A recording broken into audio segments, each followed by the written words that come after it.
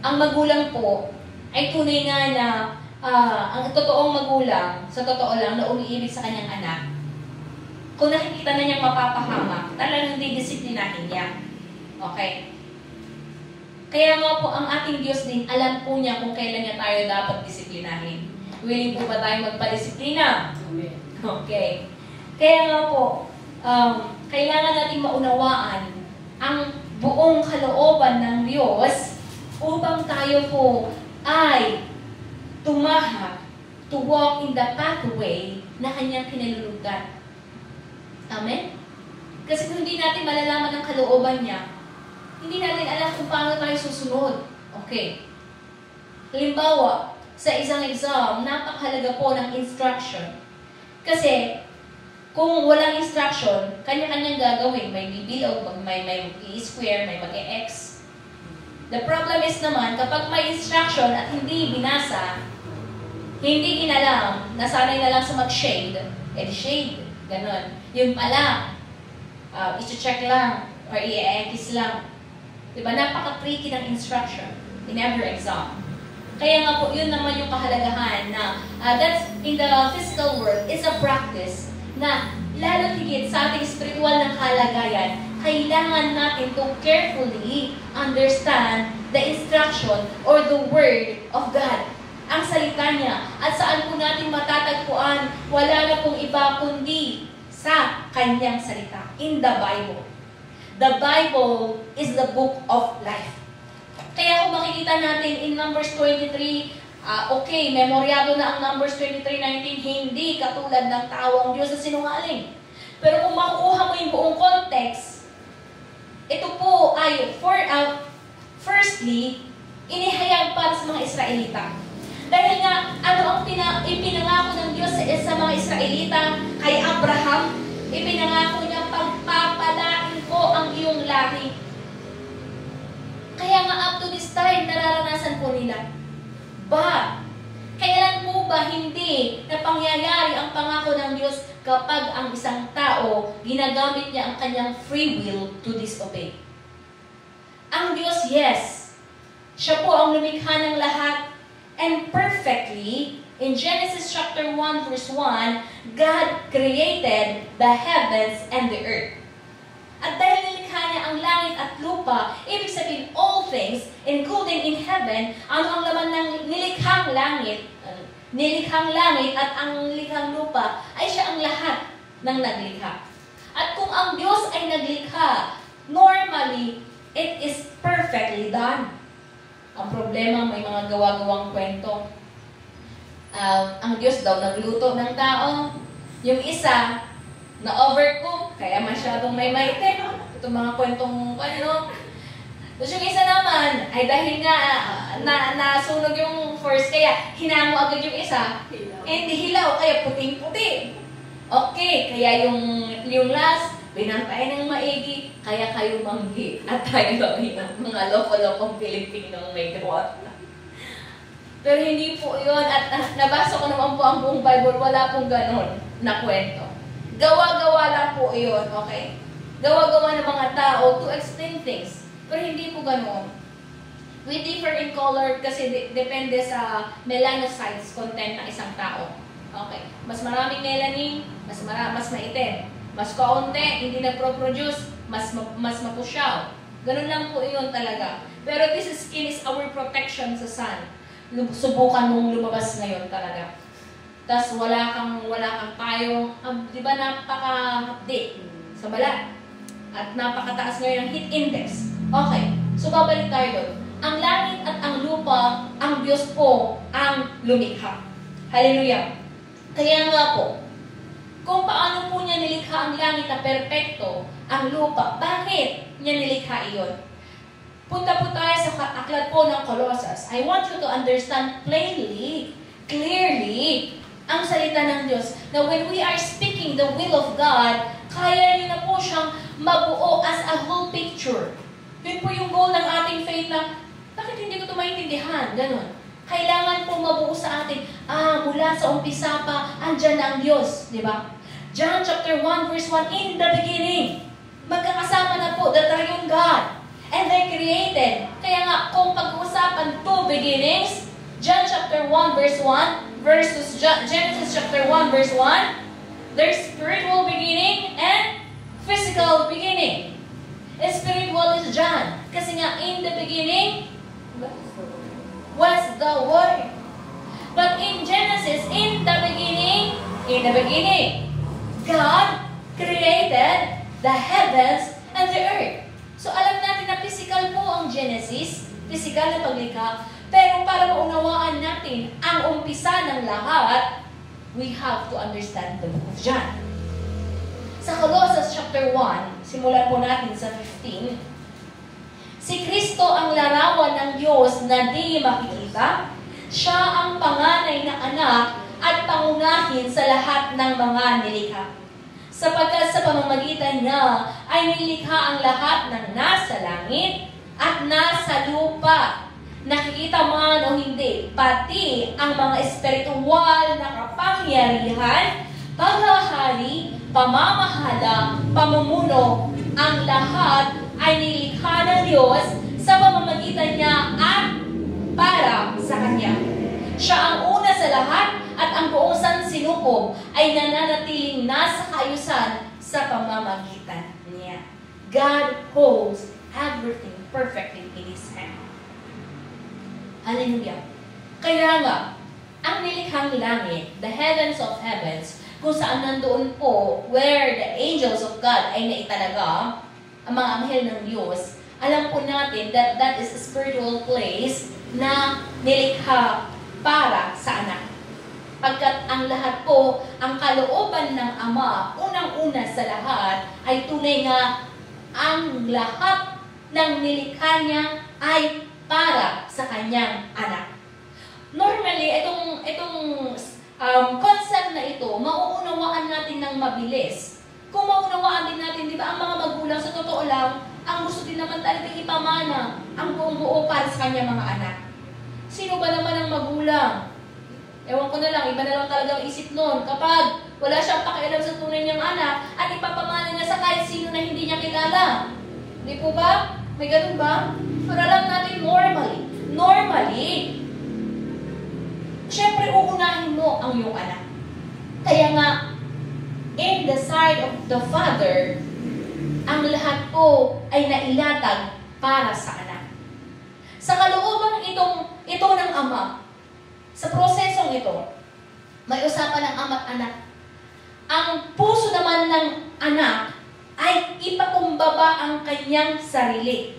Kung ang puso ng Ama, ibigay ang lahat para sa kanyang anak, ang anak naman, ang puso ng anak, ay magpakumbaba. And that is Philippians chapter 2, 5-11.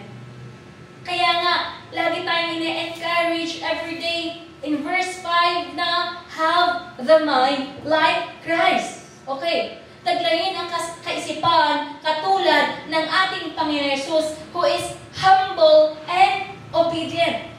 Mapagpakumbaba. Paano po siya nagpakumbaba? Siya po ay Diyos, anak ng Diyos, kapantay lang din naman sa hierarchy of authority in the will. They are equal in name, equal in will, equal in glory. But the Son, gusto niyang maparangalan, maitaas ang kanyang Ama. At paano niya magagawang magpakumbaba? He needs to humble down. Kaya nga, He take the form of a man. Kaya nga, in John chapter 1, verse 14, di po ba, siya po ay nagkatawang tao. At kaya ginamit po ang tao as a pathway, the pathway na ang anak ng Diyos to have the flesh, to become the Son of Man. Okay, naunawaan po. Ngayon, sa prosesong ito, okay, ang langit po, di ba, nagkagulo. Bakit nagkagulo? Kasi wala pa dun hindi pa dun nag-dwell ang ating Panginoon Jesus. Di ba, dapat mamanahin pa lang niya. Excuse me. May kaguluhan. Anong kaguluhan?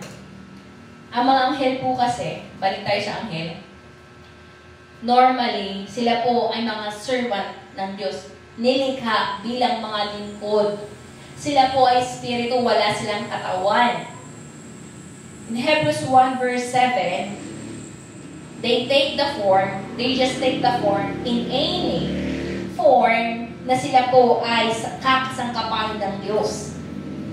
Of course, they can take the form of a man. They can take the form of, basahin natin. Tungkol naman sa mga anghel ay sinabi niya, ginawa niyang hangin ang kanyang mga anghel at ningas ng apoy ang kanyang mga lingkod. So, maalala natin, sa mga Israelita, nung sila ay naglalakbay, di ba there is a pillar of clouds? And there is also a pillar of fire. Isipin mo, hundred of thousands sa mga Israelita. So, ibig sabihin, halimbawa, buong bayan ito, o buong bayan, or let's say, buong mula dito hanggang Baleri, kalawak ng clouds na pumapalipot din, napakadami nun. Yung fire, yung fire na yun, na matatanglawan niya ang lahat. Ibig sabihin, napakadami. They can take the form, any form. Okay. Kung paano sila kakasangkapanin ng Diyos. Okay. Ngayon, ang langit na ito, di ba, ay para sa anak. Kaya nga, they prepare para sa Kanya. Habang wala pang anak doon, may itinalaga ang Diyos na mangunguna sa kanila. Kasi, ito ang problema. Kapag magkakasama lahat ay pantay-pantay, walang leader, talagang walang susundin, ang lahat ay batas. Tama? Kaya nga, even in the church, there is one appointed by God, diba? Pag sinabi natin appointed by God, anointed by God, siya po ang itinatalaga bilang head pastor upang siya po ay manguna. At sa church po na ito, si Pastor Raymond po. Under po ako. Okay? Sa time naman po, si Bishop Evangeline ang itinalaga. Okay? Of course, sa Taguig, si Pastor na. Ngayon, ibig sabihin, hindi kasi pwede na lahat tayo, pantay-pantay tayo na, kasi there must be someone who is higher to, siya po ang magsaset ng rule, pero ang pastor naman po, the head pastor is of course under Jesus. Sa umbrella po ng church, the head is Jesus. Kaya nga ang lingkod ng Diyos must be under, submit to Jesus para po tama din ang maging pamamalakad sa iglesia. Okay. Ngayon, sa langit po, ang itinalaga ay ang anghel ng Diyos.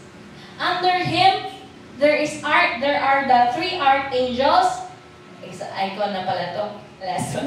There are three archangels. Diba? Gabriel, Luciel, and Michael. Okay, may kanya-kanya silang ministeryo. Ngayon, okay. Sa Exodus 23 verse 20, dito yung nailathala na ang anghel ng Diyos ang gagabay din sa mga Israelita. At kailangan pakinggan ng mga Israelita ang anghel na ito since my name is in Him. Ibig sabihin, ang alas ng Diyos, ang otoridad ng Diyos ay pinagkatiwala sa anghel na iyon. Okay. Kaya nga anong nangyari naman? Nagkaroon ng kudeta. Sa Pilipinas, ilang beses na po bang nagkaroon ng kudeta ang Pilipinas? I remember Gringo Honasan, tapos sino yung isa, yung senador? Si Trillanes sa Panlon, sa Makati. Nagkaroon nun ng kudeta. But, alam natin bakit nagkukudeta. They want to take over the government. Okay? They want to be the head. Kaya nga magkukudeta yan. Sa langit, nagkaroon po ng ganon. Nagkaroon ng rebellion. Pero hindi po ang Diyos directly ang kinalaban ng anghel na ito. At sino ito? Si Luciel. Kaya nga naging na-change into Lucifer kasi ibig sabihin ng fall. Fallen. Okay. In Isaiah, chapter 14, verse 12.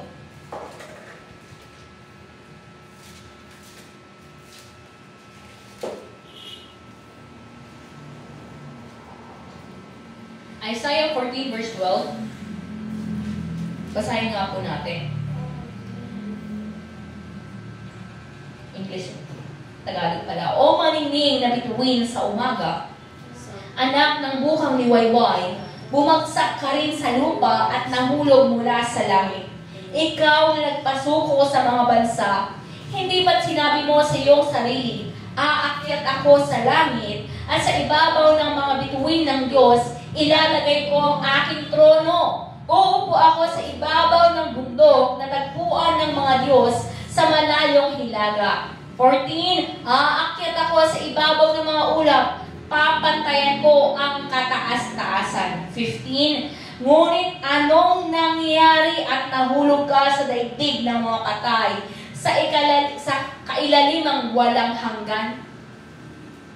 Of course, ang tinutukoy dito is the King of Babylon, pero actually, pinepertain din po ang Diablo. What is our confirmation? Pahayag, Revelation 12 verse 12, woe to you, earth. Kaya nga, nung tuwang-tuwa ako nung itinuro ko sa mga bata, nasaan ba ngayon ang Diablo? Diba? Natandaan talaga nila. Ang Diablo po ay narito na. Matagal nang nandito. And the devil is, pwede siyang punta ng Amerika, pwede nandito siya, pwede nandun siya. Oh. Kaya nga, depende kung nasaan siya. At marami din siyang mga galamay. Pahayag 12 verse 12, kaya't magalak ang kalangitan at lahat ng naninirahan dyan. Ngunit, kalagim-lagim ang daranasin ninyo, lupa at dagat, sapagkat ang matinding poot ng Diablo ay babagsak sa inyo. Alam niyang kaunti na lamang ang nalalabi sa kanya. In English, therefore, rejoice, you heavens, and you who dwell in them. But woe to the earth and the sea, because the devil has gone down to you. He is filled with fury, because he knows that his time is short. Okay. Alam po ng Diablo na maiksi na lamang ang kanyang panahon. Kaya nga punong-puno po siya ng galit. Bakit kaya siya galit na galit? Ang Diablo, wala na pong pagkakataon para makapagsisi. Babalikan natin ang composition ng mga anghel. Sila lamang po ay mga espiritu.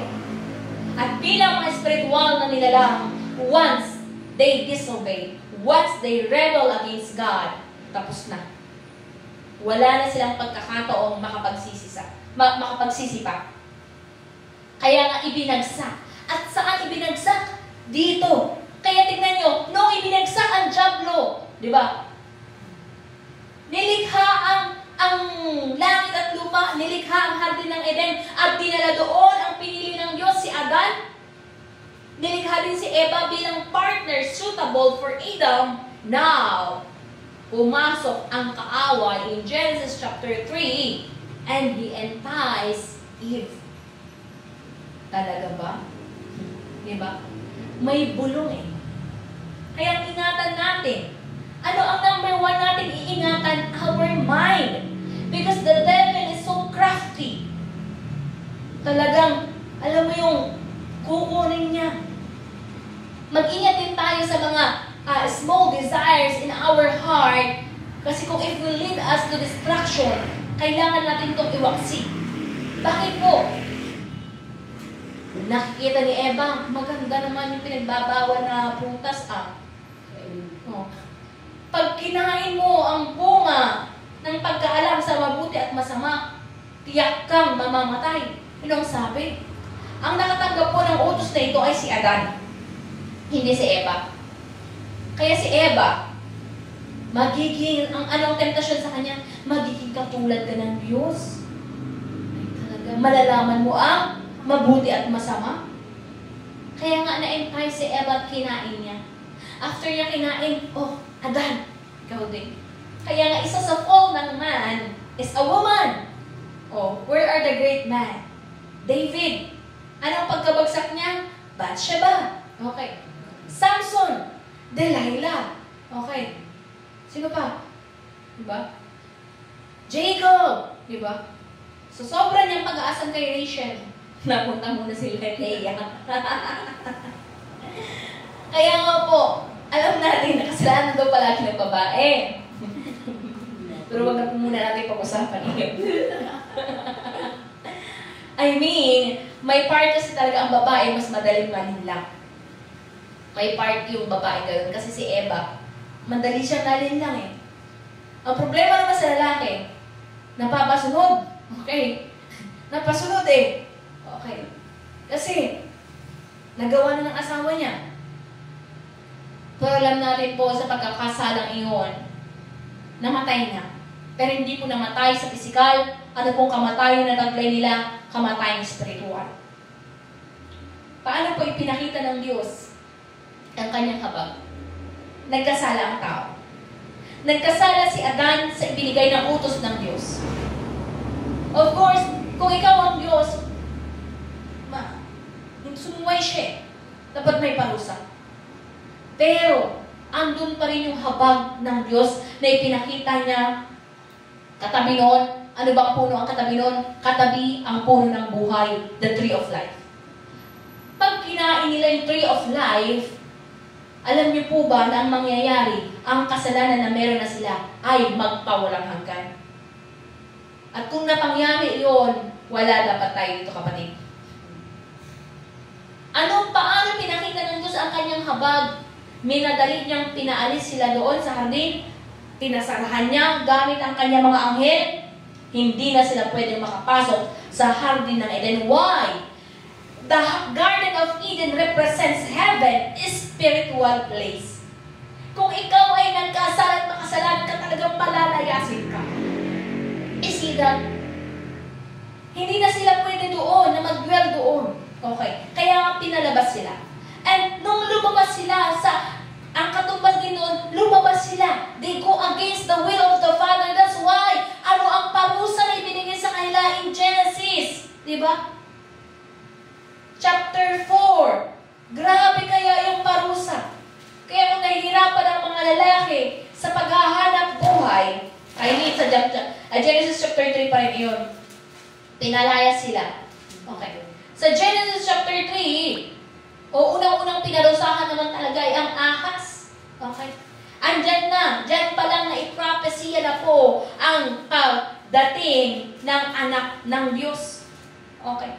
Tatapakan ang ulo, the head of the serpent. Okay?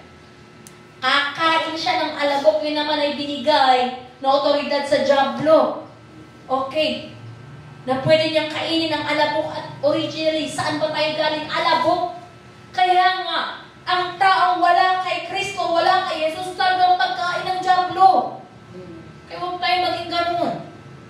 Magpapalapa ka talaga sa dyablo kung ikaw ay patuloy na susuway sa kalooban ng Diyos. Ngayon, okay, grabe yung paghihirap na ibinigay sa lalaki, talagang pawisan ka. Talagang bago magbungkal. Kaya nga talagang mararamdaman ng mga farmers na sumpa ang lupa. Okay? Ang mga babae naman, masakit na nga ang panganak. Diba? Pinahirapan pa. Kaya nga kahit mga dalaga, parang napapahirapan. Okay, dysmenorrhea pa lang. Diba? Kaya nga, those are curses. Kaya kailangan natin hindi makaulag po sa mga sumpa na iyan. Ngayon, ang habag ng Diyos ay nagpapatuloy pa rin. Dahil nga po, ang tao ay naging kasangkapan upang nga maisilang, diba, kay Maria, ang anak ng Diyos. Kaya nagkaroon po ng habag ang Diyos sa tao. Naipropesiya na talaga na Savior, our Savior, the Messiah is Jesus. Okay. Kaya nga, kung in the Old Testament times, nabasa natin kanina sa main text natin, Hebreo, ang Hebrews 9:22, kailangan po na may pagbububo ng dugo para sa kapatawaran ng kasalanan.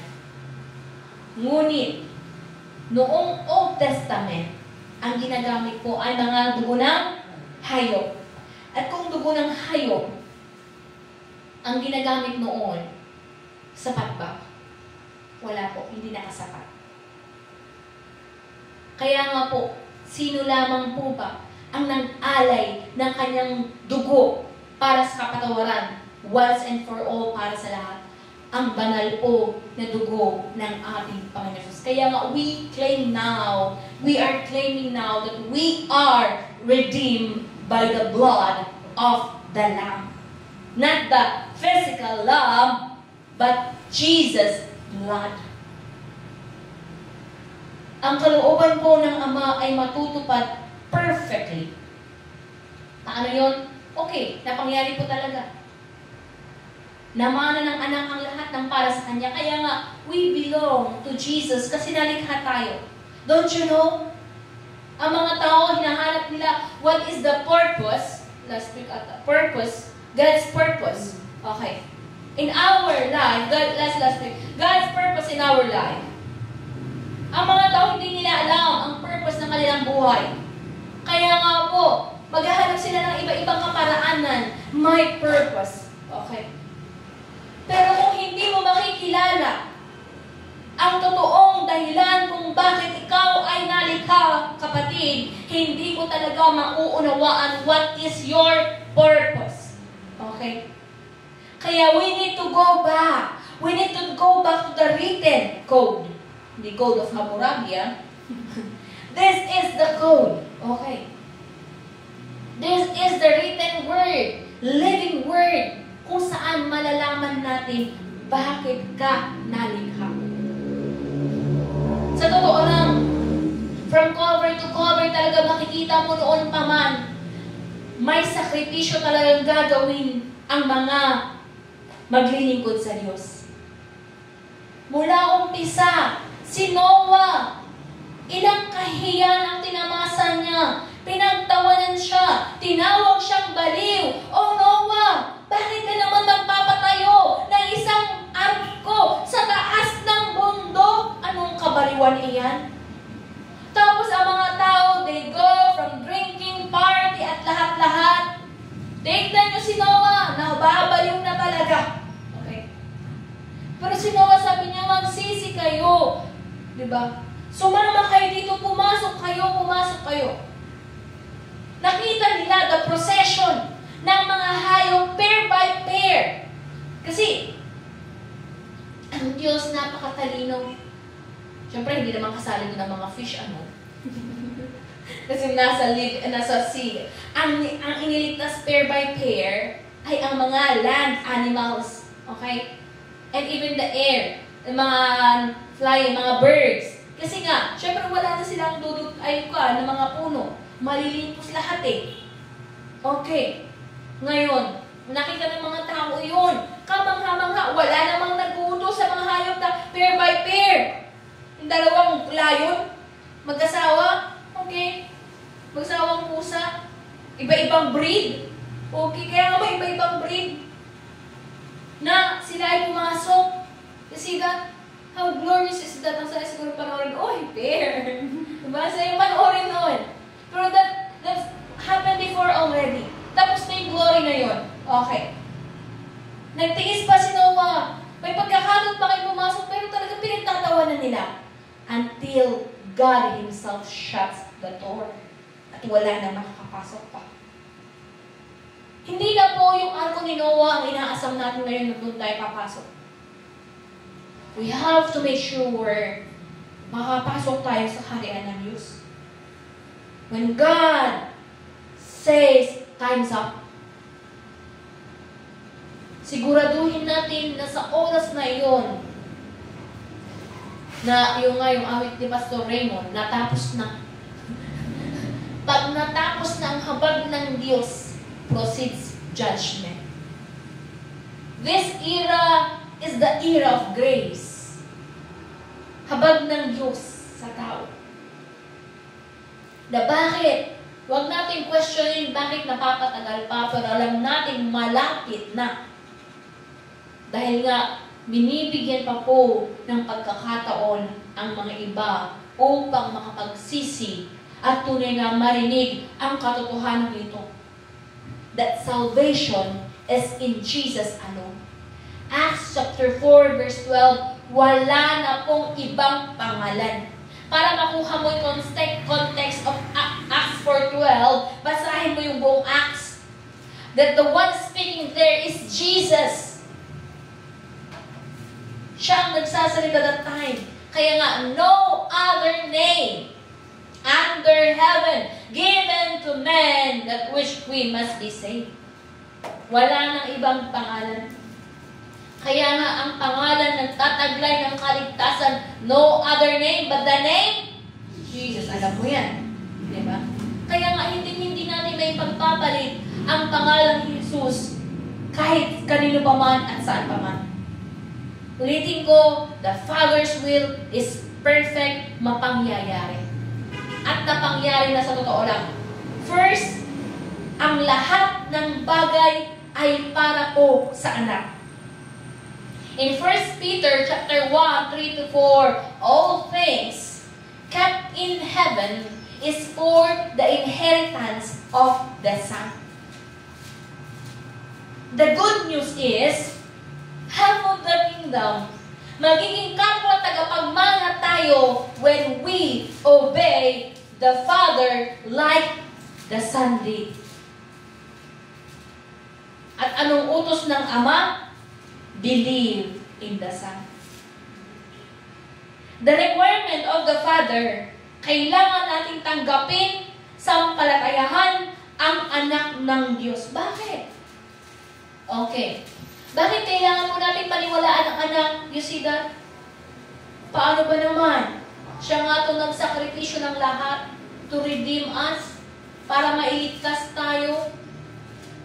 Kung ang mga Israelita noon, in Egypt, diba? Pinunasan ng blood of the Lamb ang kanilang mga doorpost, kaya nilampasan sila ng angel of death. Grabe yung iyakan ng mga taga-Ehipto, and even the Pharaoh himself, namatay po ang kanyang firstborn. Walang ligtas. Yun ang pangako po ng Diyos. Those who have the blood of the Lamb. Kaya dapat nawisikan tayo. Paano yung wisik na iyon? Jesus must be in us. The blood of Jesus, the DNA, the blood of Jesus must be in us. Kaya nga, drink my blood, eat my flesh. Ay mga cannibal, mga ito. Ganun siguro ng iba. Pero hindi po yun ang ibig sabihin. Ang banal na dugo ng ating Panginoon Jesus ay naibubo. His flesh offered for all.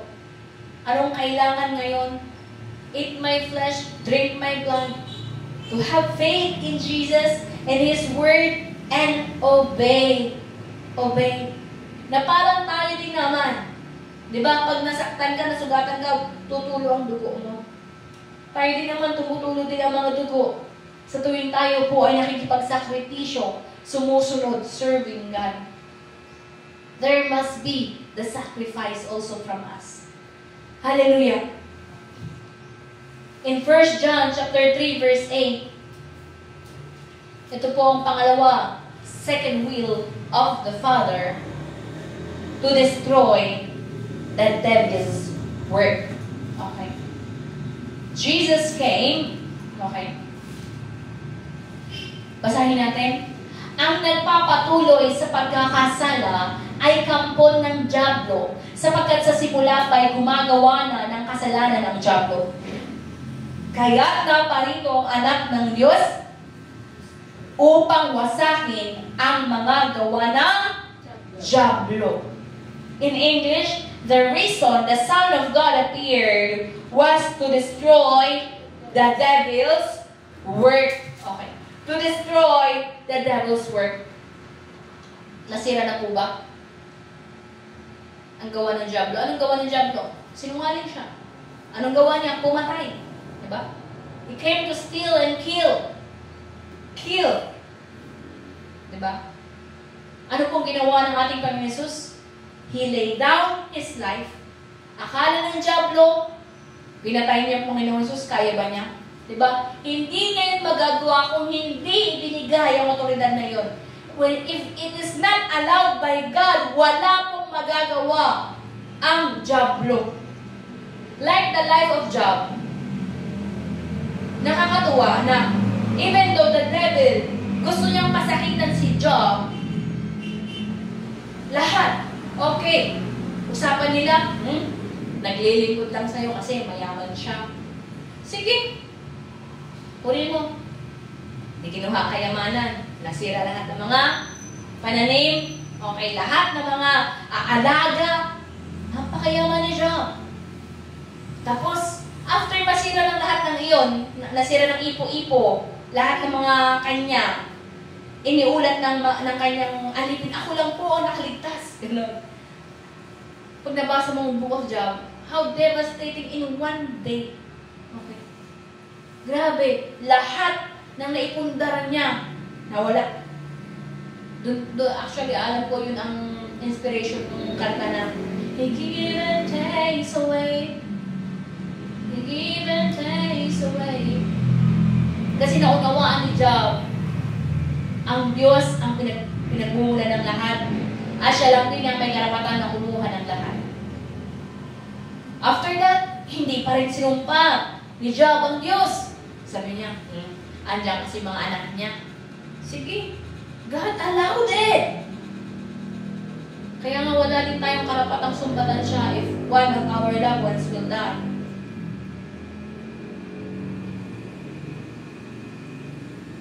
Hindi po tayo may hawak ng buhay. We can ask for His mercy, but we have no position, we are in no position to dictate God what to do. Amen po ba? Ngayon, kinuha din ang kanyang mga anak. Pero kaya yung sakit niyon na lahat ng anak niya, isang pitik, wala na lahat. Hindi pa rin niya sinumpa ang Diyos.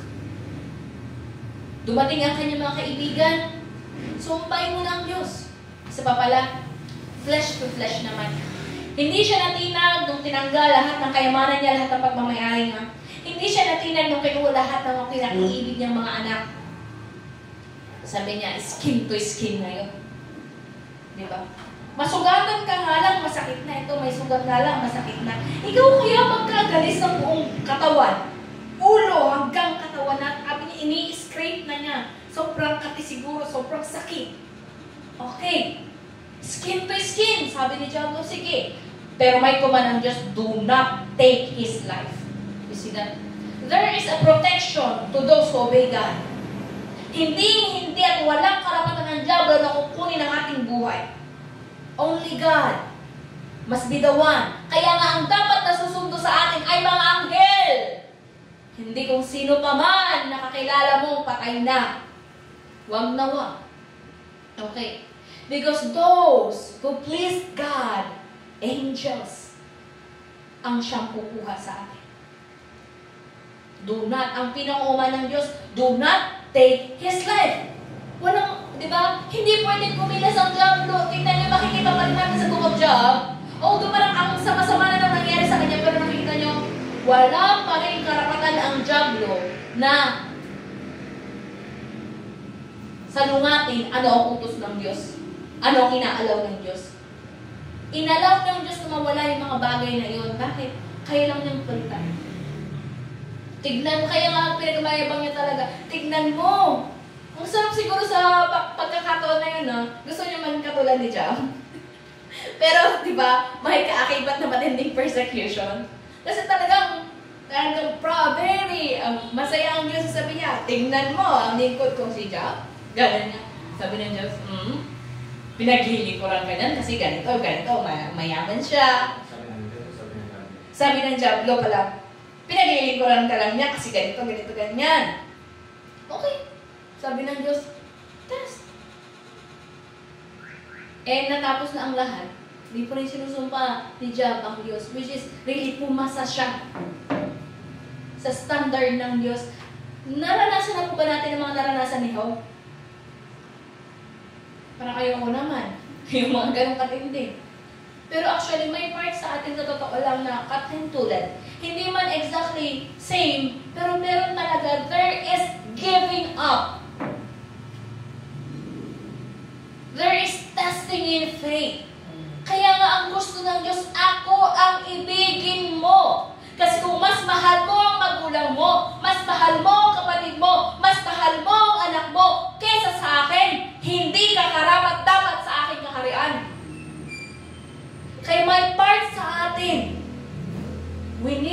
give up. Hindi naman give up na pabayaan natin sila. Wala na tayong pakialam sa kanila. Hindi po ganun ang ibig sabihin niya. But there must be that term of priority that God is our priority. Oh, Maribik, reunion nyo ngayon. Ikaw lang ang hindi makakapunta. Napakasama mo namang kamag-anak. Kaya nga sa atin, whatever the event, do not give up the Lord's Day. Birthday ng mama mo. Okay. Sunday. Ay, pastora, pasensya na. Ako kasi magluluto ng Shanghai. Buti mo na, labi na yung Sabado. Okay. We have to have wisdom na i-please pa rin natin sila, pero hindi natin i-compromise the love for God. Gets nyo? Tama, Sister Yo. Ginawa mo na sana ng Sabado. Pero kailangan natin ipakita sa kanila na pinaka-iibig natin ang Diyos. Tingnan nyo kung paano nagalak. Basahin nyo naman po ang Book of Job para malaman nyo. Kung gaano yung paghihirap ni Job na sabi ng mga kaibigan niya, sumpain mo na ang Diyos. Bakit niya hinayaan na mapangyari sa iyo yan? Ganyan ang kaisipan ng mga tao sa mundong ito. Ang nakikita lang nila lahat ng mga pangit na pangyayari sa kanilang buhay. But in us, mga kapatid, bilang mga anak ng Diyos, Romans 8:28 ang ating pinanghahawakan. Sa Tagalog, alam natin sa lahat ng bagay ay gumagawa ang Diyos para sa mabuti kasama ang mga nagmamahal sa Kanya. Sila ang mga tinawag ayon sa Kanyang layunin. Gusto po sa English. Romans chapter 8, verse 28. And we know that for those who love God, all things work together for good for those who are called according to His purpose. Have been called according to His purpose. Pag sinabi natin all things, bakit? Ang lahat ba na nangyayari sa ating buhay maganda? Wala bang pangit na nangyayari? Pero ang pangako po ng Diyos, lahat ng bagay ay para rin sa ating ikabubuti. Ibig sabihin, halimbawa, meron kang pangit ngayon, sa sitwasyon mo ngayon, kapatid, ay hindi talaga maganda. The encouragement for us, kailangan natin mapanatili na tayo po ay para sa Diyos. Huwag ka lang manghihina at give up sa faith kasi nga, it will always be beautiful in His time. In His time. Hallelujah. Like the life of Job. Ang asawa niya, di ba, minsan, ang downfall din kasi ng may asawa, syempre, ang partner niya, yun talaga yung asawa ni Job. Grabe. Sumpain mo na yung Diyos mo. Okay. Bakit niya hinayaan mangyari sa'yo yan? Diba? Mukha nga tabi ng babae. But Job replied, naked I came from my mother's womb. Naked I shall return. Yun nga yung sinasabi ko kanyang awitin na He gives and takes away. Ang ating buhay, ibinigay niya bilang regalo. Siya lamang po ang may karapatang kumuha.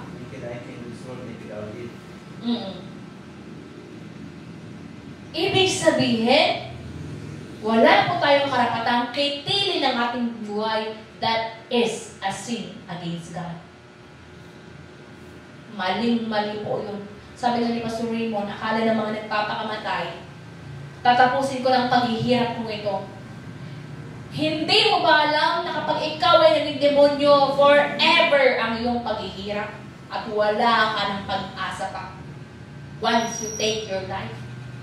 Sa experiences namin in casting out of demons, nakakaramdam pa rin sila ng gutom.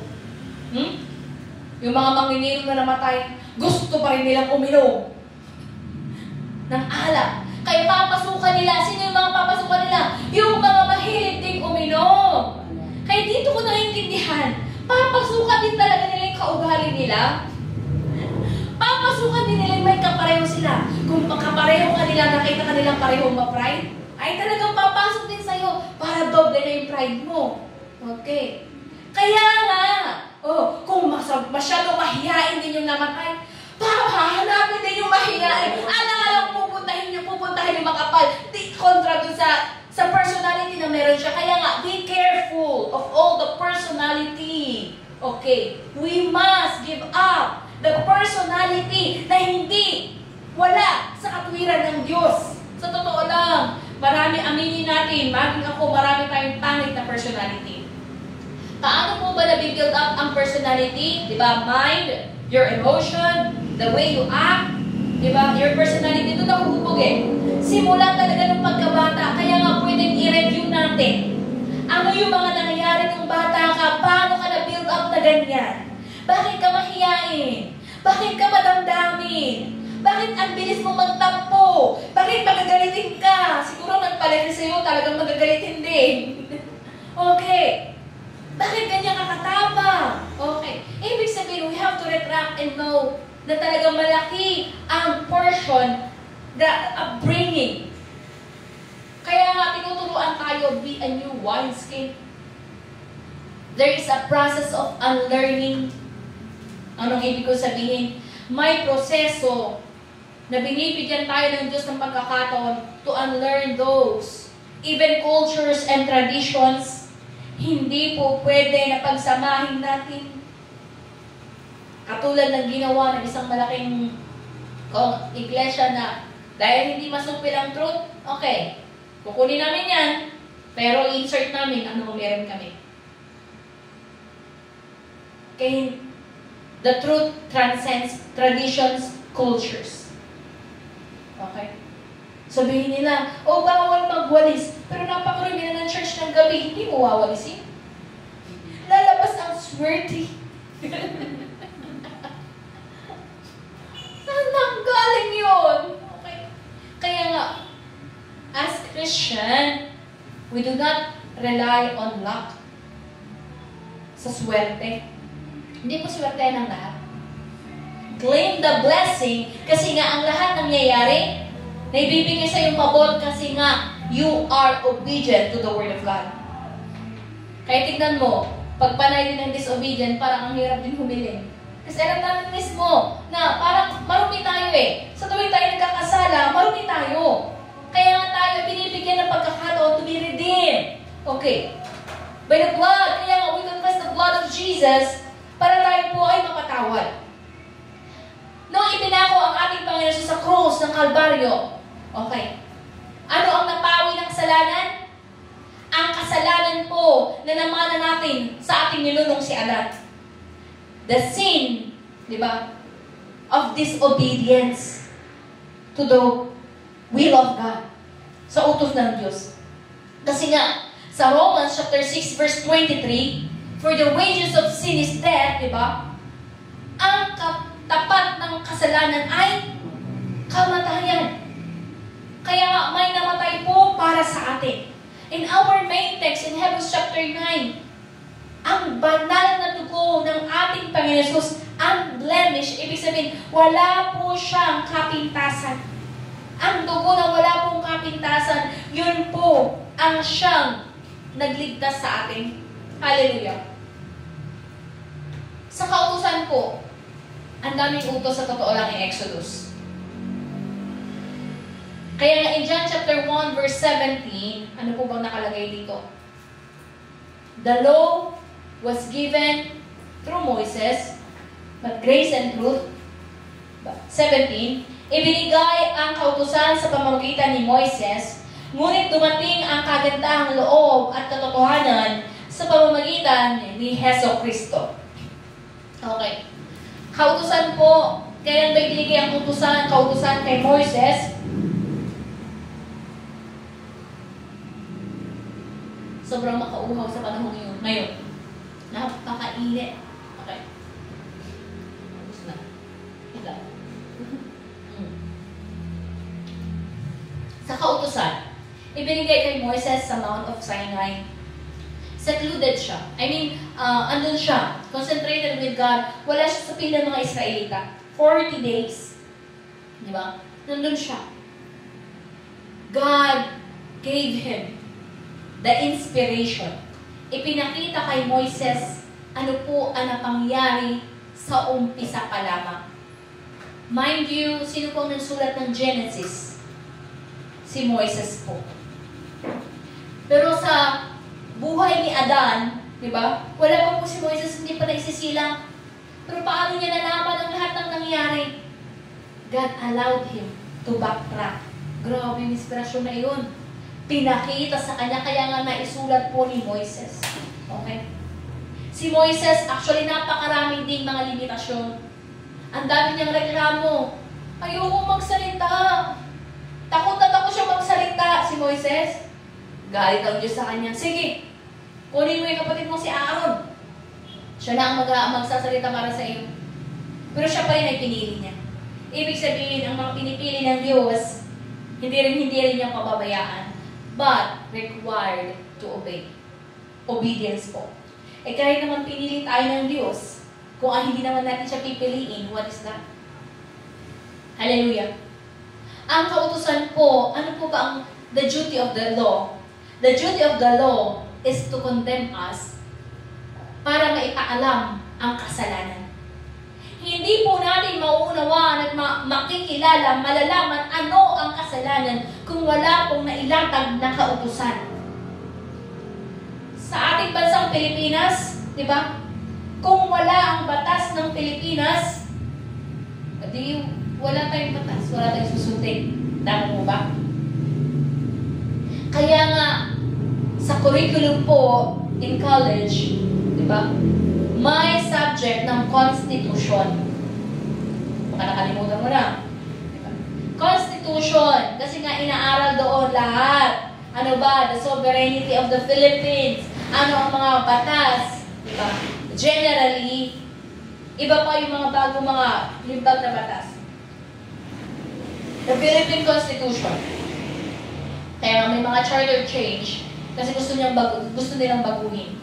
Pero hindi pa naman napangyayari. Okay. Ang lahat ng ang mga bansa po nagtatatagyan ng batas kasi nga there must be a governing authority, the law that governs the people. Kung walang mag-govern, ay asahan mo talaga lahat pare-parehong batas. Amen po ba? Kaya nga po, tayo din naman, we are under God's law. Ibig sabihin, andun pa rin tayo nakakaloob. Pero sa pagkakataon ngayon, balikan natin ang John chapter 1 verse 17, law was given through Moises, grace and truth was given to Jesus. Matthew 5:17, hindi po naparito ang ating Panginoon Jesus para to abolish the law. He came to perfect it. Matthew chapter 5 verse 17. Huwag ninyong akalain na parito ako upang ipawalang bisa ang kautusan at mga propeta. Naparito ako hindi upang ipawalang bisa ang mga iyon, kundi upang tuparin. He perfected the law. Ibig sabihin, He fulfilled the law. Naging kompleto ang kautusan dahil po sa ating Panginoon Jesus. Paano? Ang law kasi, tinuturo niya, you're a sinner. Ikaw ay sinner. Ano ang nire-require ng law sa ating? Love. To love God. Alam niyo po ba ang summary ng kautusan in one word? Love. Matthew 22 verse 37. Basahin nga po natin. Mateo 22 verse 37. Sumagot si Jesus, ibigin mo ang Panginoon mong Diyos ng buong puso mo, buong kaluluwa mo, at buong pag-isip mo. Ito ang pinakamahalagang utos. Okay. Kung itutuloy sa 39, ito naman ang pangalawa, ibigin mo ang iyong kapwa gaya ng pag-ibig mo sa iyong sarili. Kaya nga, ang summary ng law ay pag-ibig. Pag-ibig sa Diyos at pag-ibig sa ating kapwa. Katulad ng pag-ibig natin sa ating sarili. Kasi, ayaw natin masaktan ang ating sarili, tama? Ayaw natin mapahiya ang ating sarili, tama? Ayaw natin masiraan ang ating sarili, tama? Ibig sabihin, kung ano yung gusto mo mapangyari sa iyong sarili, huwag mo din, yun ang gagawin mo din. Kung yung ayaw mo sa iyo, huwag mo din gawin. Tama po ba? Yun nga ang summary nun. Love your neighbor as yourself. Siyempre, mahal naman natin ang sarili natin. Aminin naman natin yun. Okay. Pero ang higit sa lahat, paano nga ibigin ng Diyos? With all your heart, your mind, your soul, your strength. Kaya sa offertory challenge, parang puro magkasunod ng Romans chapter 12, verse 1. Lolokohin ko lang ang kanina, parang pareho yung last week. Okay. Kung paano yung offertory ni Sister Melissa, same inspiration. Na-enhance nga lang. Okay. Pero same yung gustong ipahatid na ang kandi ni Sister Melissa kasi, nagbibigay ka nga, pero hindi naman bukal or hindi mo naman parang hindi pa babuo. Ibig sabihin, para maibigay mo ng buo, offer yourself as a living sacrifice. Ibig sabihin kasi talaga, alam mo, naunawaan mo kung bakit ka nagbibigay. At hindi lang actually sapat na, okay, bibigay ko yung pera, okay na yun. Pero wala kang pakialam sa mga gawain ng iglesia, gawain para sa mga kaluluwa, gawain para sa pagpapalaganap ng salita ng Diyos. Wala kang pakialam. Kulang. Kaya there is a really need of bodily obedience, bodily sacrifice. Kaya don't you know that you are a temple? Ikaw din mismo ay templo ng Diyos. Kaya nga, number one, na yung ministry ay ang iyong sarili. Kasi ang hirap naman, may narinig ako, mahirap talaga makapag-ilaw ang isang tao kung hindi naman nakikita sa kanya ang ilaw na tunay ng Diyos. Kaya nga, pag ilawin natin ang ating sarili, hindi, okay, bibili ako ng ilang watts kaya, Pastora. Hindi po. Kung ilalaban mo yung sa spiritual, sige, ilang watts ang yung prayer? Okay? Ilang watts? 30 watts? 60 minutes watts? Okay. 10 seconds. Ibig sabihin, pag 10 seconds, wala na. What do I mean? Mag-ilaw kasi talaga tayo, normally and naturally, kung makikita nila the glory of God. Halimbawa, sa akin, even my answered prayer na nung nakikita mismo nung nagpa-process, halimbawa, nung salary ko na, sabi niya, pinag-pray mo na naman to, no? Alam niya na pinag-pray ko siya. Kahit, kasi may mga sabi nga ni Pastor, kahit hayagan mo, sabihin pa rin nila, pare-pareho, iba yung magkakaiba kasi tayo ng paniniwala. May mga ilalaban ng ganun. Pero yun nga, sa Ezekiel 3:18, responsibility kasi natin maghayag to warn them na pag hindi sila magsisi sa kanilang kasalanan, sila ay mapapahamak. Kapag hindi nila pakinahinggan, tapos tayo doon. Ang sa atin naman, sisingilin tayo kung hindi tayo nagpahayag. Okay? Kung tayo po ay walang ginawa, pinabayaan sila, yun po ay kasalanan natin. Okay? Na wala man lang tayong ginawa. Wala man tayo, hindi man lang tayo naglakas loob na hilagang katotohanan.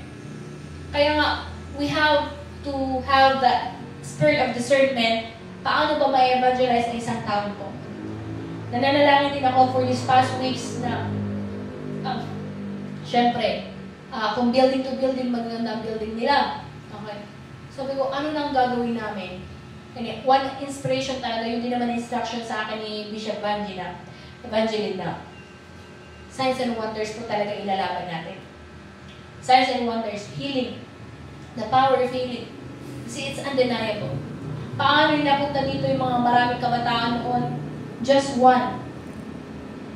Public declaration of the name Jesus.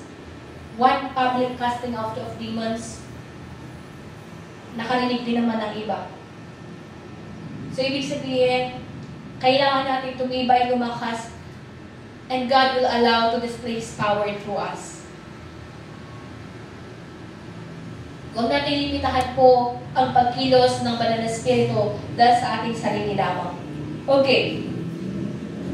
Ang ating Panginoon Jesus, siya po ang naging daan upang maranasan natin ang kagandahang loob ng Diyos. His mercy.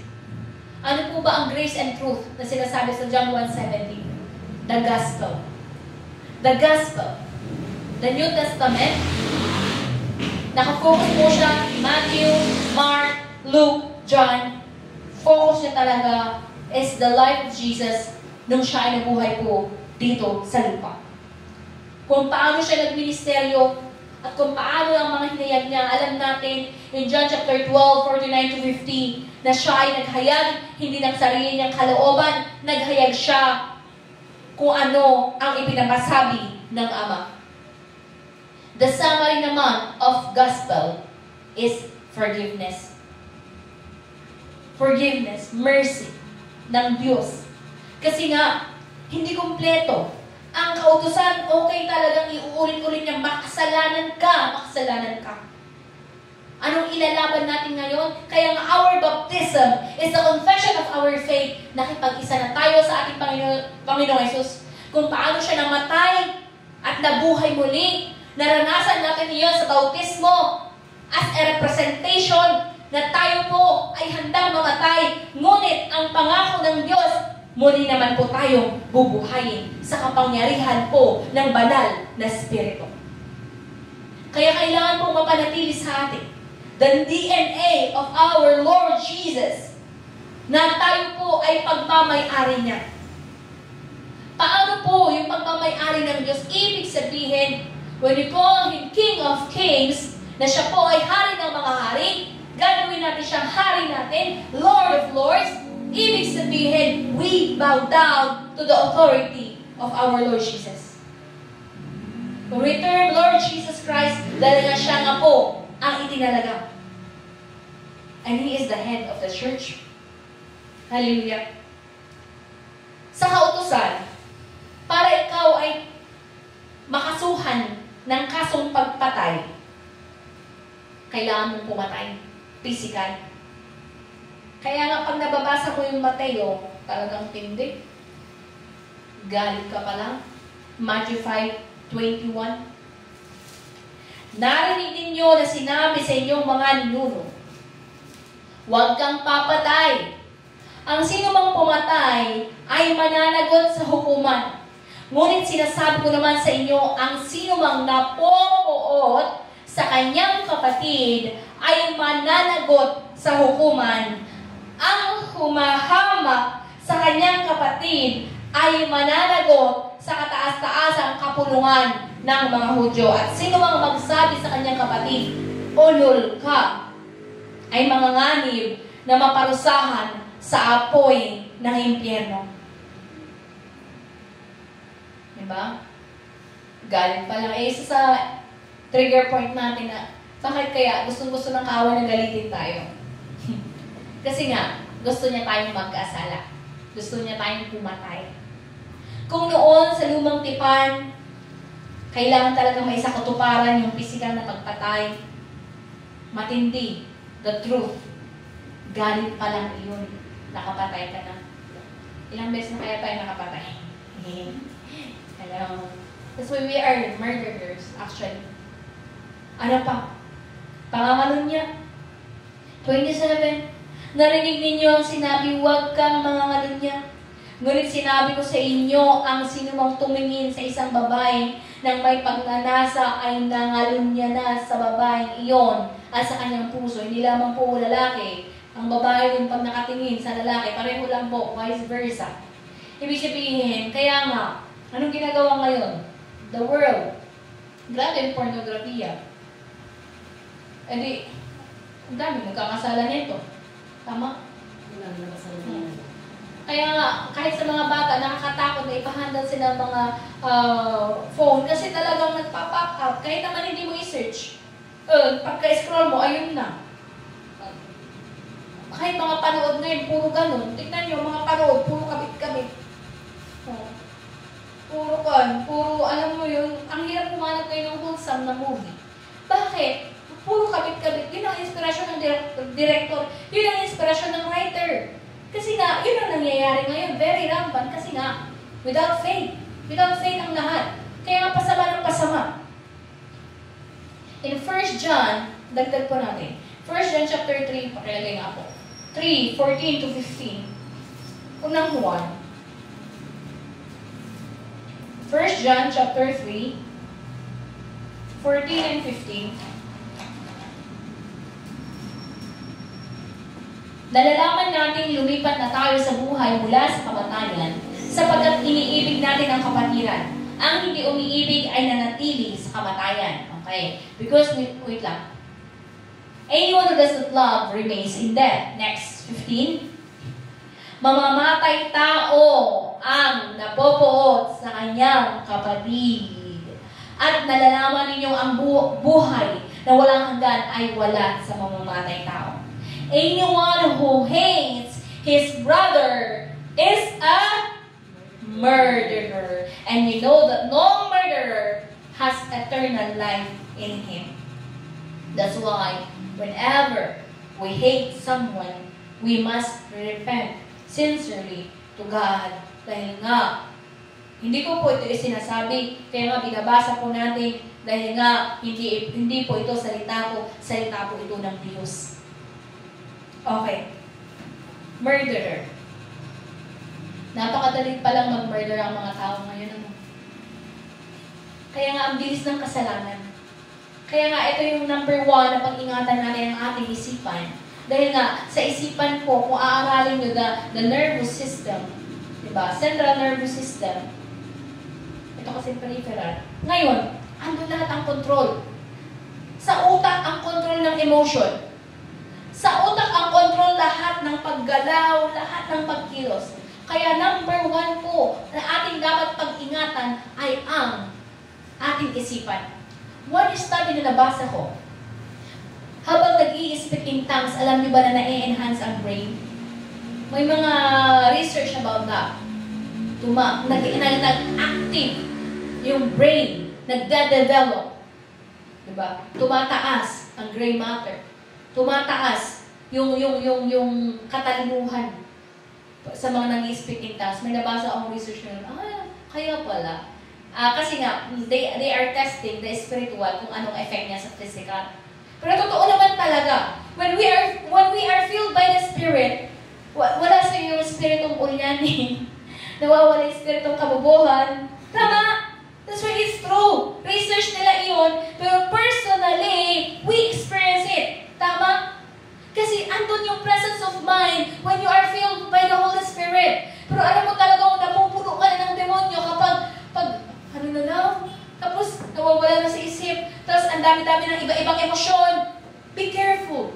Kasi alam mo na nagmamanifest na. Kaya kung wala ka pang gagawin, hindi ka makikilos to repent.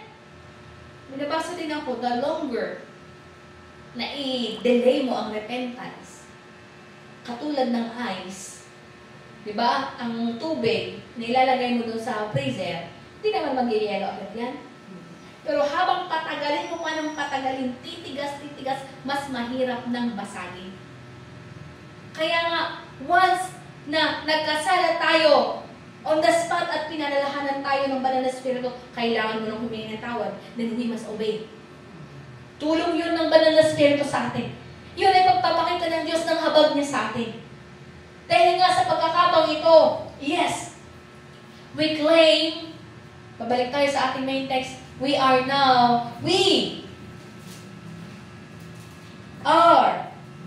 redeemed by the blood of the Lamb. That's why Jesus now is in us. Nasa atin na po ang ating, diba? Nasa atin na ang habag ng Diyos. Diba? Ngunit dumating na si Kristo, ang pinakapunong pari ng mabubuting bagay na narito na at siya'y naglilingkod doon sa sambang higit na dakila. Walang katulad at hindi ginawa ng tao. Ang sambang iyon ay wala sa sanlibutan ito. Minsan lamang pumasok si Kristo sa dakong kabanal-banalan at ito'y sapat na. Hindi dugo ng mga kambing at guya ang kanyang inihandog, kundi ang sarili niyang dugo upang magkaroon tayo ng walang hanggang kaligtasan. 13. Kung ang dugo ng mga kambing at toro at ang abon ng dumadalagang baka ang uminisik sa mga tao, itinuring na marumi upang sila luminis, ayon sa kautusan, higit na magagawa ng dugo ni Kristo sa pamamagitan ng walang hanggang Espiritu. Inialay niya sa Diyos ang kanyang sarili bilang handog na walang kapintasan. Ang kanyang dugo ang luminis sa ating mga budhi, sa mga gawang walang kabuluhan, upang tayo makapaglingkod sa Diyos na buhay. Kung hindi po tayo pinalinis, hindi po tayo makapaglilingkod. Kaya nga po tama na sa ating paglilingkod, when we are being used by God, huwag po sana na ang naisin natin ay ang ating sarili ang maparangalan. That we will be the one to be glorified. Ay, napakagaling naman niyang maghayag. Ay, napakagaling naman niyang kumanta. Napakagaling niyang mag-pray. Huwag po sana na mamuo sa atin ang pride in serving God. Kasi kung hindi niya tayo, if God will not enable us, wala po tayong magagawa. Sa tingin niyo, mauunawaan po natin ang salita ng Diyos kung hindi niya loloobin? Sa tingin mo, natanggap natin? Sa tingin niyo po ba, matatanggap natin ang banal na Espiritu kung hindi niloob ng Diyos? At ano pa bang bagay na meron tayo ngayon? Pag ang karunungan sa salita ng Diyos, sa tingin niyo matatanggap natin kung hindi ito niloob ng Diyos sa atin? Kaya nga po, papasalamat tayo. Dahil tayo nga po pinalinis. At dahil tayo pinalinis ngayon, in return of the love of God, how much are we be able to sacrifice? Ano ang kaya naman natin gawin? We can never outgive God. Hindi natin malalampasan po ang naibigay na ng Diyos sa atin na pag-ibig, regalo, lahat. Pero, ano naman ang maibabalik natin? Kailangan po natin ng sinserong puso na talaga nauunawaan gaano ba kalaki, gaano ba kabigat ng kasalanan na iyon. Kasi kung hindi natin maunawaan yung bigat ng kasalanan natin, bigat ng kasalanan na gawa ni Adan, na namanan natin, hindi natin maunawaan how precious is the blood of Jesus na naibubo para ikaw at ako ay may karapatan ngayon na tumawag directly sa Ama ng Ama ko. Mind you, the Israelites, hindi nila nagawang tawagin ang Ama na Ama. Pero dahil nga po, sa banal na dugo ng ating Panginoon Jesus, na siya nag-redeem sa atin, sa kamatayan ng ating Panginoon Jesus sa krus ng Kalbaryo, di ba? Napunit na yung tabing. Kasi may tabing sa holy place. Between the holy place and the most holy place, may tabing. Ang tanging makakapasok lang doon, ang kataas-taasang punong pari, the high priest. Okay? Hindi normal priest. Pero, nung kamatayan ng ating Panginoon, napunit, ibig sabihin, natapos na nagkaroon na tayo ng direct connection to God. Kaya nga, we are now able. Maaari na tayong tumawag, Abba, Father. Father God. Dahil nga, pinapaging anak tayo ng Diyos. Pero para tayo, sa mga baguhan pa po, para maging talagang anak ng Diyos, John chapter 1 verse 12, kailangan tanggapin at sampalatayahan ang ating Panginoon Jesus. Tuloy natin sa 15. Kaya nga si Kristo ang tagapamagitan ng bagong tipan sa pamagitan ng kanyang kamatayan. Pinatawad ang paglabag ng mga tao nung sila'y nasa ilalim pa ng naunang tipan. Dahil dito, makakamtan ng mga tinawag ng Diyos ang walang hanggang pagpapala na kanyang ipinangako. Kapag may testamento, kailangang mapatunayang patay na ang gumawa niyon. Sapagkat ang testamento ay walang bisa habang buhay pa ang gumawa. Magkakabisa lamang iyon kapag siya'y namatay na. Maging ang mga naunang tipan ay pinag-ibay sa pamamagitan ng walang dugo. Matapos ipahayag ni Moises sa mga tao ang bawat alituntunin sa kautusan, kumuha siya ng dugo ng mga baka at ng mga kambing at hinaluan niya iyon ng tubig. Kumuha siya ng pulang lana at sanga ng hisopo at isinawsaw iyon sa dugong may halong tubig. Winisikan ang aklat ng kautusan at mga tao, kasabay nito'y kanyang sinabing, ito ang dugong nagpapatibay sa tipan na ibinibigay ng Diyos at ipinag-uutos niya na tuparin ninyo. Winisikan din niya ang dugo, ang tolda, at ang mga kagamitang sa pagsamba. Ayon sa kautusan, halos lahat ng bagay ay nililinis sa pamamagitan ng dugo, at kung walang pag-aalay ng dugo, ay walang kapatawaran ng mga kasalanan. Kung hindi po nagpakumbaba ang anak ng Diyos, higit sa lahat, nagpakumbaba at inialay niya ang kanyang buhay, wala po tayong kapatawaran. Ibig sabihin, wala po tayong kaligtasan. Sa realidad na ito at katotohanan ito, sana po magising ang bawat isa na higit pang ibigin ang Diyos. Hindi lamang sa salita na sabihin natin, I love you, Jesus. Mag-shout tayo ng Jesus, Jesus, Jesus. Pero kung hindi totoo sa ating puso, sa ating pagkilos, sa pagsunod, wala pong silbi. Kaya nga po, lahat po ay napapalinis sa banal na dugo. For us to be accepted by God, sa tuwing tayo po ay gagamitin, kung hindi po tayo napalinis ng banal na dugo ng ating Pag-Jesus, hindi po katanggap sa Kanya ang ating paglilingkod. In 23, ang mga bagay sa sambahang iyon ay larawan lamang ng mga nasa langit at kinakailangang linisin sa pamagitan ng handog. Ngunit higit na mabubuting handog ang kinakailangan sa paglilinis ng mga bagay sa sambahang nasa langit. Sapagkat si Kristo ay hindi pumasok sa isang dakong banal na ginawa ng tao at larawan lamang ng tunay na sambahan. Sa langit mismo siya pumasok at ngayon nasa harap na siya ng Diyos at namamagitan para sa atin. That's why Jesus is the mediator. Ang mga iba, ang dami nilang ginagawang mediator. Kung sino-sinong tinatawag para ipanalangin mo kami. Hindi tayo tinuruan ng ating Panginoon Jesus na mananalangin na ipanalangin mo kami, Jesus. Tinuruan niya tayo, ganito kayo manalangin. Ama namin nasa langit, sambahin nawa ang iyong pangalan. Diba? The Lord's Prayer. One. The perfect prayer. Na itinuro ng ating parents, ganito kayo manalangin. Speaking in tongues, tinuro din niya. By the Holy Spirit. Fasting and prayer, ginawa din niya ng ating Panginoon Jesus. Pero hindi niya itinuro na maging tamad tayo na, sige, ikaw na lang mananalangin sa amin. Tapos makapatay pa yung mga mananalangin para sa kanila. Kung sino-sinong pangalan. Sigurado ka ba na yung sinasabihan mong manalangin sa'yo ay ligtas? Baka ipapanalangin ka talaga hindi maligtas. Yun lang, delikado ano. Meron kasi yung dumadaan dito palagi. Tapos naririnig ko yung kanta. Hindi ko nang maghahaya. Kasi paulit-ulit, ipanalangin mo kami. Sabi ko, sino ba yan? Na ipapanalangin daw sila.